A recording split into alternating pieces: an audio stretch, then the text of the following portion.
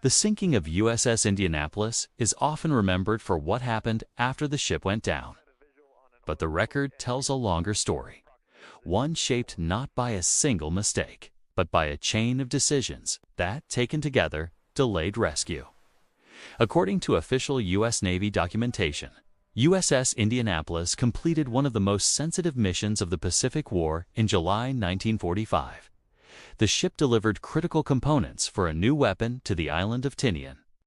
The mission was completed without incident. The ship departed alone. There was no escort, no continuous tracking, and no confirmed reporting requirement for arrival at its next destination. This was not unusual. By mid-1945, the U.S. Navy was operating thousands of vessels across the Pacific. Movement reporting was uneven. Threat assessments varied by region. Indianapolis was routed through waters considered relatively secure. That assessment would prove incomplete. On the night of July 29, 1945, the Japanese submarine I-58 detected the cruiser. 2 torpedoes struck the ship. Indianapolis sank in approximately 12 minutes. Nearly 300 men went down with the ship. Roughly 900 survived the sinking. What followed was not immediate rescue. It was absence. No distress signal was received and confirmed. No overdue report triggered an alert. No search was initiated. 4 days, survivors remained in the water. This documentary does not focus on what the men endured. That story has been told many times. Instead, it examines why rescue did not come sooner, and how the system failed without any single individual intending it to fail. Indianapolis did not send a confirmed distress call. Conflicting reports exist about whether any signal was transmitted at all. Some logs suggest a message may have been received but dismissed as enemy deception. At the time, Japanese forces had previously transmitted false distress calls to lure rescuers. This context shaped decisions. Movement tracking for Indianapolis relied on expected arrival, but no system existed to automatically flag non-arrival. The ship's destination expected her, but when she did not appear, no immediate alarm was raised. Assumptions filled the gap. Commanders believed the ship might be delayed. Weather, operational changes, routine variants. Each assumption postponed action. Meanwhile, no centralized tracking system reconciled departures with arrivals. Responsibility was fragmented across commands. This fragmentation was not negligence. It was structural. The Pacific theater had expanded rapidly. Administrative systems had not fully adapted. Indianapolis existed between reporting requirements. The ship was not overdue by formal definition. Therefore, no search order was issued. It was chance not protocol that ended the delay.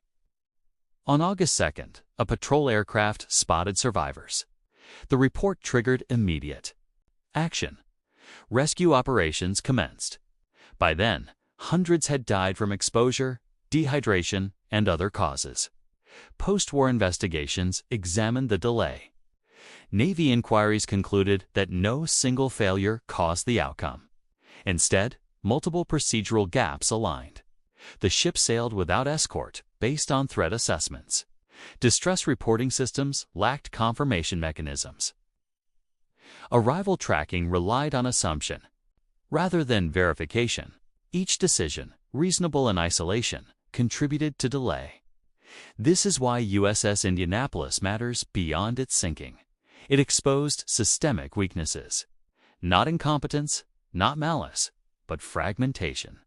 In the next part, we will examine the specific naval procedures in place in 1945, how routing, escort decisions, and threat intelligence were evaluated, and how those evaluations shaped what happened next.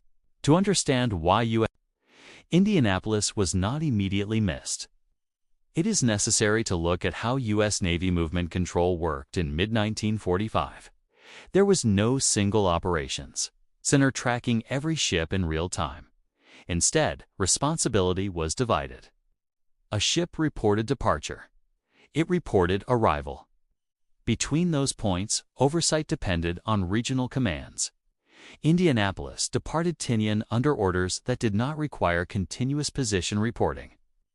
This was standard practice for many vessels operating independently. The ship's route passed through areas assessed as low threat. Japanese submarine activity had declined. Escort assets were limited and prioritized elsewhere. Based on available intelligence, no escort was assigned. This was not an exception. It was routine. Threat assessments were probabilistic. They did not account for isolated submarines operating independently, as I-58 was. Routing decisions relied on historical patterns. Those patterns suggested safety. At the same time, communication discipline was strict. Radio silence was enforced to avoid detection. Distress calls required confirmation before action. This meant that even if a transmission was made, it could be questioned. During the war, false distress signals had been used by Japanese forces to ambush rescue units. Commanders were trained to treat unverified calls cautiously. Logs indicate that, at least, one signal resembling a distress call may have been received. It was not acted upon. This decision was consistent with standing procedures. Arrival tracking was equally fragmented. Indianapolis was expected at Lake T, but no automated system flagged failure to arrive. Instead, clerks relied on manual checks. Delays were common. Ships arrived late for many reasons. Unless a ship was officially overdue, no alert was triggered. Indianapolis fell into this administrative gap. No officer was assigned specific responsibility to confirm arrival. No command cross-checked departure against arrival automatically. Assumptions replaced verification. Weather delays were assumed. Operational rerouting was assumed. Nothing appeared abnormal enough to act upon. Meanwhile, survivors remained adrift. Post-war reviews noted that these procedures had evolved piecemeal as the fleet expanded, systems lagged. No single command had full situational awareness. Information existed, but it was not centralized. The Navy inquiry emphasized this point. The delay was not caused by neglect. It was caused by diffusion of responsibility. Each decision aligned with policy. Each assumption matched precedent, but together they produced silence. Indianapolis was not declared overdue. Therefore, no search began. When rescue finally occurred, it was triggered by accident. A patrol aircraft on routine flight observed men in the water. This chance encounter bypassed procedure. It replaced assumption with observation. Once reported, response was immediate. The contrast is instructive. When uncertainty was administrative, action stalled. When uncertainty became visual, action followed. This difference highlights a core limitation of wartime command systems. They relied on reporting. They struggled with absence. Indianapolis was absent, without signal. In naval operations, absence was ambiguous. It did not always mean distress. The system was built to manage known threats. It was less effective at detecting silent failure. This lesson would influence post-war reforms. Tracking systems were centralized. Arrival confirmation became mandatory. Overdue reporting was standardized. But in 1945, those reforms did not yet exist. Indianapolis operated within an older framework. Understanding this context does not diminish the tragedy were interpreted after the war. In the next part, how accountability was assigned and how the event reshaped naval policy. After the survivors of USS Indianapolis were rescued, attention shifted rapidly from rescue to accountability. The U.S. Navy initiated multiple reviews. Their purpose was not only to understand what happened, it was to determine whether established procedures had been followed. These investigations unfolded in stages. The first, inquiries focused on operational facts, routing, threat assessments, communications, arrival expectations. Reviewers examined logs from multiple commands. They reconstructed timelines. They compared assumptions with outcomes. What emerged was not a single failure. It was a sequence. Indianapolis had completed a classified mission. Operational secrecy, limited disclosure. Even within the Navy, not all commands knew the ship's role or urgency. This secrecy complicated tracking. Escort decisions were reviewed. Threat intelligence was re-examined. Post-war analysts noted that Japanese submarine activity had not ceased entirely. However, the decision to sail unescorted was deemed consistent with available intelligence. Attention then turned to communications. The possibility that distress signals were transmitted but not acted upon was examined carefully. Logs were incomplete. Witness recollections conflicted. Investigators concluded that no confirmed distress call had been received. Unverified signals, if heard, were insufficient to trigger action under wartime rules. This conclusion aligned with procedure. The most controversial aspect involved command responsibility. Why was the ship not reported overdue? Here, the structure of naval administration became central. No single officer was assigned responsibility for tracking arrival. Multiple commands assumed others would notice.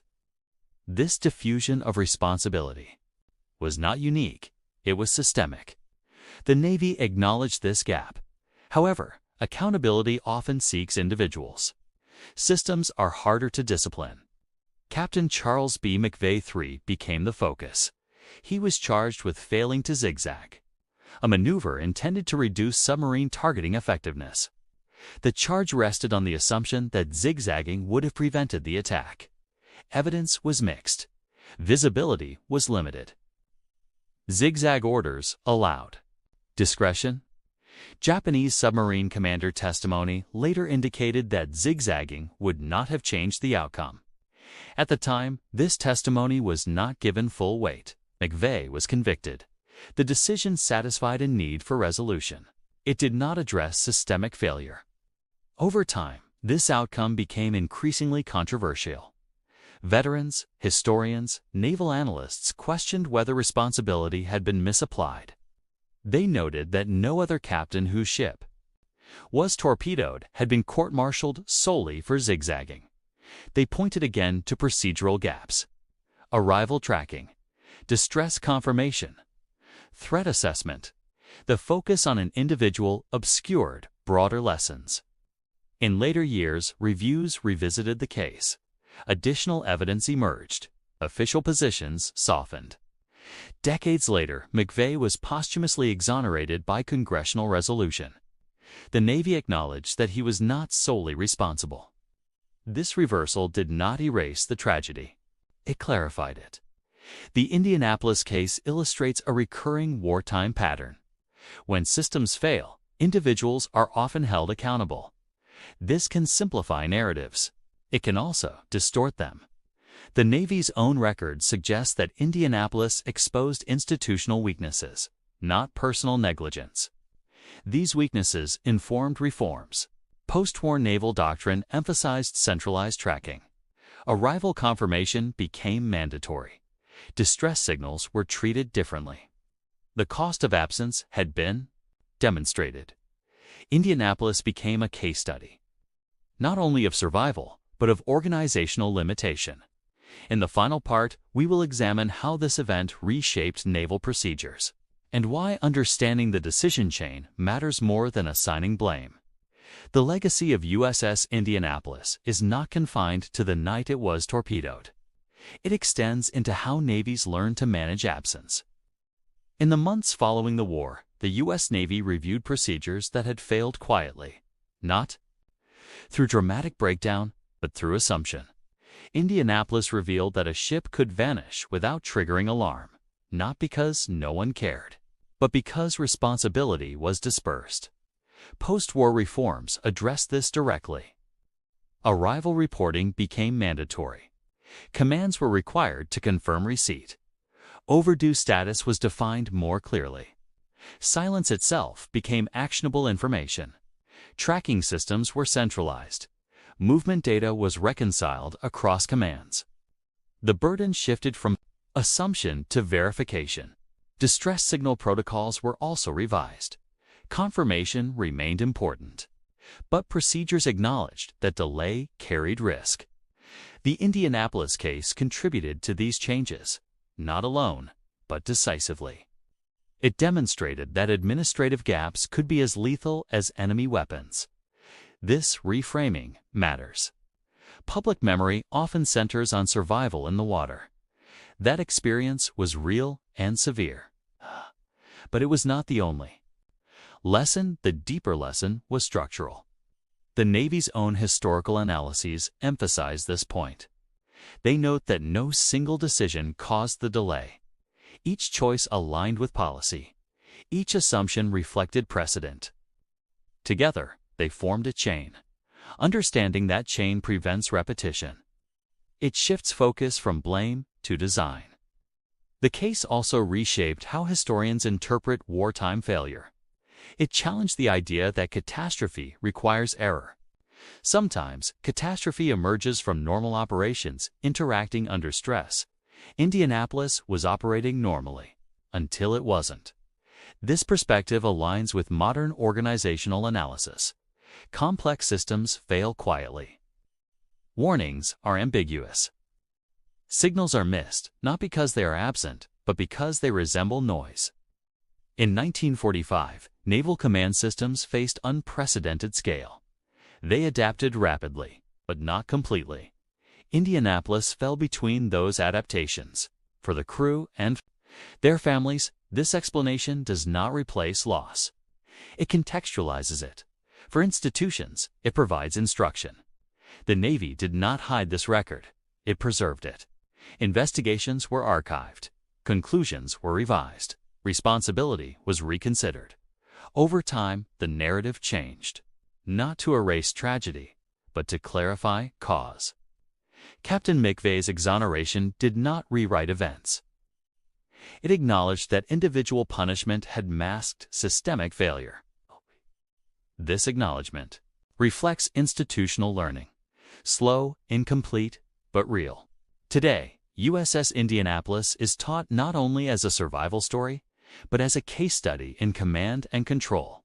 Its significance lies in what followed, in how procedures changed, in how silence was redefined. The ship did not just sink. It revealed a flaw. That flaw was addressed. This is why the Indianapolis story endures. Not because it is exceptional, but because it is instructive. It shows how modern warfare depends as much on information flow as on firepower, how absence must be detected, how uncertainty must be managed. The record does not offer comfort. It offers clarity. And clarity is often the most durable outcome history can provide. USS Indianapolis remains a reminder that decisions made far from combat can shape outcomes as decisively as those made under fire. Understanding that chain matters, because systems remember what individuals cannot, and because learning from absence is how future losses are prevented.